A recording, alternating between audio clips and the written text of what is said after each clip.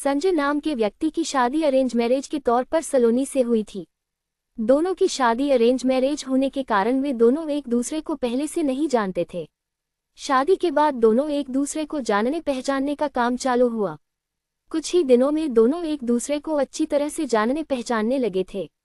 जब दोनों में अच्छी तरह से जान पहचान हुई तो दोनों एक दूसरे को समझने लगे थे। तो संजय को लग रहा था कि उसे एक बेहतर ही पत्नी मिली है, क्योंकि उसे पूरी तरह से समझने के बाद उसे समझ में आ गया था कि लव मैरिज करना कोई जरूरी नहीं है, अरेंज मैरिज में भी अच्छी पत्नी मिल जाती है। दोनों की नई नई शादी हुई थी, इसी कारण से दोनों एक दूसरे को अच्छी तरह से समय देते थे। उसके बाद दोनों एक दूसरे के काम में हाथ बटाया करते थे। पति पत्नी दोनों में खूब ज्यादा प्यार होने लगा था। अब उसकी पत्नी भी संजय को समझ गई था और उसे किसी भी प्रकार का कोई काम या किसी प्रकार की कोई सामान जरूरत पड़ने से पहले ही उसकी पत्नी उसे के सामने हाजिर कर देती थी। एक दिन संजय अपने दोस्त को सौरभ को अपने घर दावत पर बुलाया था।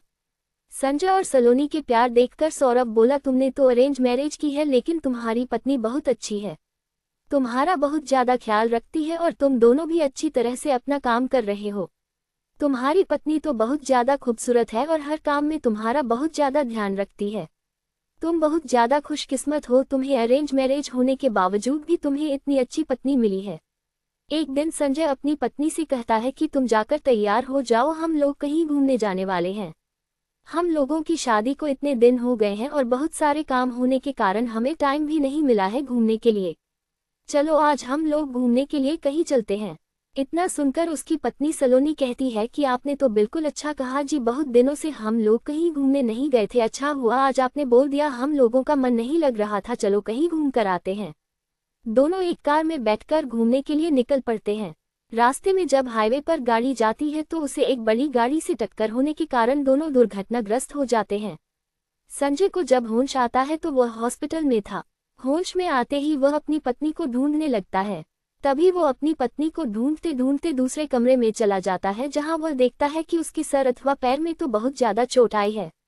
संजय घबरा कर डॉक्टर से पूछता है कि मेरी पत्नी की तबीयत ठीक तो है, वह सही तो हो जाएगी ना। तभी डॉक्टर कहता है कि तुम्हारी पत्नी की पैर की नसों से ज्यादा खून निकलने के कारण पैर को काटना पड़ा है, अब वह चल नहीं सकती है। इतना सुनते ही सलोनी की आंखों में आंसू आ जाते हैं और कहती है कि मैं तो आपके ऊपर अब बोझ बन गई हूँ।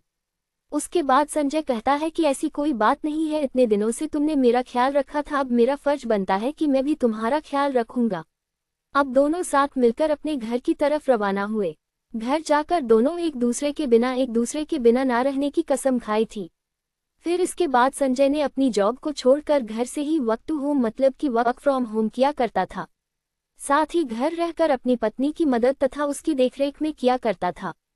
इसी तरह एक दिन फिर सौरभ संजय का दोस्त उसके घर आता है और कहता है कि तुम तो अपने घर के काम करने में लगे हो, तुम बहुत अच्छे बिजनेसमैन हो, तुम अपनी जिंदगी क्यों बर्बाद कर रहे हो एक लड़की के कारण।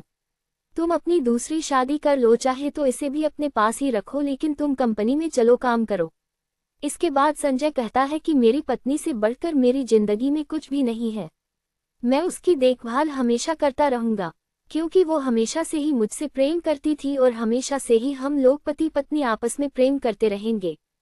फिर वह अपने दोस्त को कहता है कि तुमने एक बार आए थे और मुझसे कहा कि तुम्हारी पत्नी बहुत अच्छी है, तुम बहुत खुशकिस्मत हो जो तुम्हें ऐसी पत्नी मिली है। फिर आज क्या बात है जो तुम इस प्रकार के शब्द मेरी पत्नी के लिए उपयोग कर रहे हो। आखिरकार इतने दिन उसने मेरी मदद की है, अब मेरा भी फर्ज बनता है कि मैं उसकी जिंदगी भर मदद करूं। इतना सुनते ही पीछे से उसकी पत्नी भगवान से कहती है कि भगवान आपने मुझे इतना अच्छा पति दिया है कि मैं इसका शुक्रिया कैसे अदा करूंगी। और वह सदा के लिए एक दूसरे से प्रेम करते रहे और अपनी जिंदगी को आगे बढ़ाते रहे। इसलिए मेरा मानना है कि पत्नी चाहे जैसी भी हो उसे कभी नहीं छोड़ना चाहिए, और पत्नी को कोई तकलीफ होती है तो उसका साथ देना चाहिए, ना कि उसका साथ छोड़ना चाहिए।